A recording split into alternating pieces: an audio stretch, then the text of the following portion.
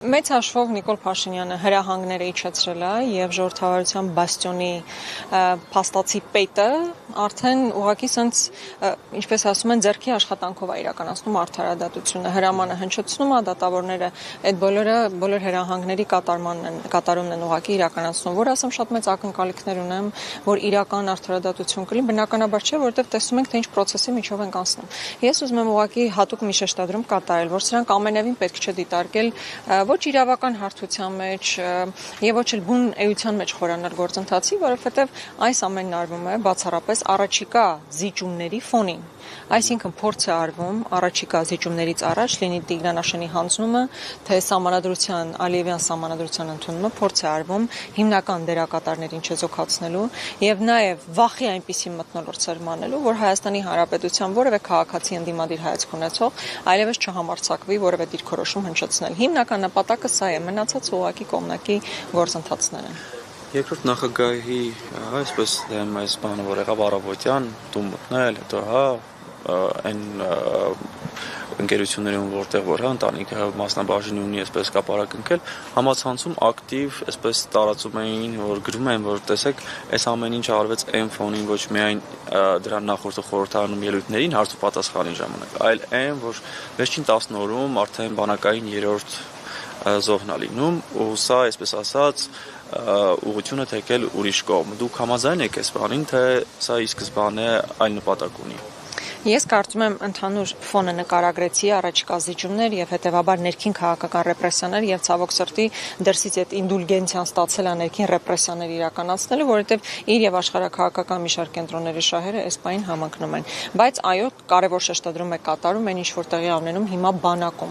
բանակում արկա բարքերը եւ բանակի ղեկավար կազմի վիճակը չտիրապետելը հանգեցնում է այն խայտարակ իրականությանը, որ մենք ունենք։ Այո, իբր հայտարարում են, որ խաղաղության պայմաններում ենք ապրում, բայց խաղաղության պայմաններում ինչքան զոհ ենք ունենում մեր բանակում, սա ուղղակի անթույլատրելի է։ Եվ երբ որ հարցնում ենք դուք ընդհանրապես ինչով եք զբաղված, ընդհանրապես ինչ եք անում, որ չեք կարողանում այդ վերահսկողությունը իրականացնել, ասում են դե գիտեք բանակը բանի հասարակության հայելին, այնտեղ քրեական բարքեր կան, ու դա ասում է մարդ, ով ամբիոնի կանգնած, կներեք բառից համար կզծնել է ասում, գողական ժարգոնով է խոսում, իր վարք ու բարքը շարժ ձևը լրիվ այդ ամեն ինչի մեջ տեղավորվող բան է, իրավիճակ է։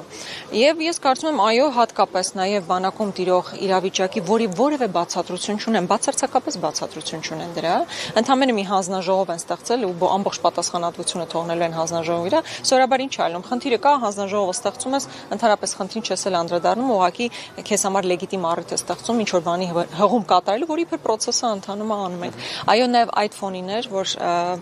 այս ռեպրեսիաները հենց հիմա սկսեցին։ Կարծում եմ ինչ որ ազդեցություն ունեցավ նաև Լևոն Քոչարյան, Նիկոլ Փաշինյան հարց ու պատասխանը, որը բավականին սուր անցավ եւ դրանից հետո միգուցե ուղղակի խթան հանդիսացավ։ Այսինքն մի քանի բան իրար հետ կուտակված ստեղծվեց այսօրվա իրականությունը։ Տիկին Գրիգորյան, իսկ ինչ եք կարծում, հանձնումները կլինեն միայն այն կոնտեքստում, ինչ արդեն հայտարարեց Նիկոլ Փաշինյանը, այսինքն Տավուշի հատվածներից սահմանազատում կոչվածի տակ Տիգրան, թե կարող են լինել նաև այլ հանձնումներ, գաղտնի, որոնց մենք սովոր ենք կարելի ասել այս իշխանության գործելավոճին հետևելով։ Եվ ինչ եք կարծում նաև սեպտեմբերին հայտարարված պատերազմի մասին, որը պետք է լիներ, եթե Նիկոլ Փաշինյանը չստանար սահմանադրական մեծամասնություն, որը փաստացի չստացավ։ Դե չի ստացել,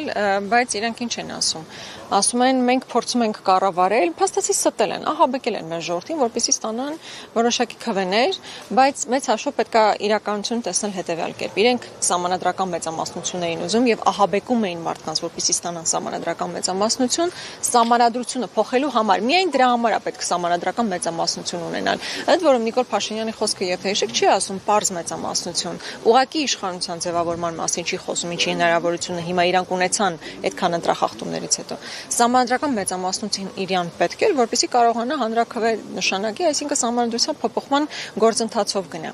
որը անհնար է լինելու այս պարլամենտում եւ դրա մասին ես մի քանի անգամ առիթ ունեցել եմ խոսելու, առնվազն Հայաստան դաշինքը նման մանդատ չի ստացել իր ընտրողներից, որպեսզի կողմ քվեարկի այդ սահմանադրության համար։ Եվ այստեղ քանի որ սահմանադրությունից գնաց մի դիտարկում անա, որը վերաբերում է նաեւ դատական համակարգին։ Ինչ էր ասում։ Ասում է Սահմանադրության փոփոխությունը, որպեսզի վեկտորը թեքի Ալիևյան պարտադրանքից, ասում է, իրական արդարադատության հասնելու համար է։ Ինչ որ երթվյալ ատելնակալների ինստիտուտից է խոսում, չգիտեմ, դատավորների նշանակման ազատման մեխանիզմների մասին են քննարկում իրականացնում, ու սա անում է մի մարդ, ով ուղղակի ամբիոնին կանգնած է հրահանգները տալիս։ Եթե 18 թվականին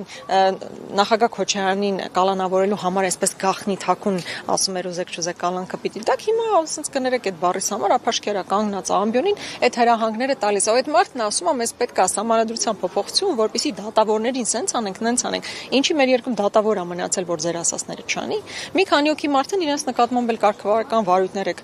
հարուցում, գործ ընթանում է, հետո իրենց հանում եք աշխատանքից, ով չգիտի սրա մասին։ Բայց սա է իրականությունը։ Եթե զիջումների ընդհանուր մասին ենք խոսում, նախ եւ առաջ կարծում եմ Տիգրան Աշենն է, որը մի օրում դարձավ քյարքի,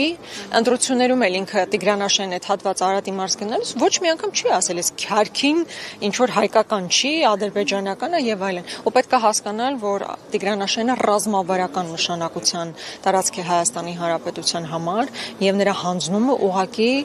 ծանրագույն հետևանքներ ունենալու Հայաստանի Հանրապետության կենսունակության համար։ Ինչքան էլ իրանք ասեն վեդիով ճանապարհ կա շրջանցինք, որն իհարկե միջպետական որևէ ճանապարհ կոչվել չի կարող, ունտեղ քարտեզների հետ կապված էլ, ոչ մի իրավական հիմք չեն կարողանում ցույց տալ։ Որևէ իրավական հիմք չկա, թե ոնց պետք է համարվի Տիգրան Աշենը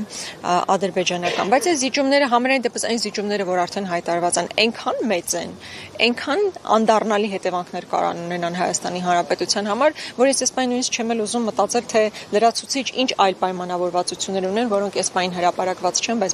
փաստացի կարող են գոյություն ունենալ։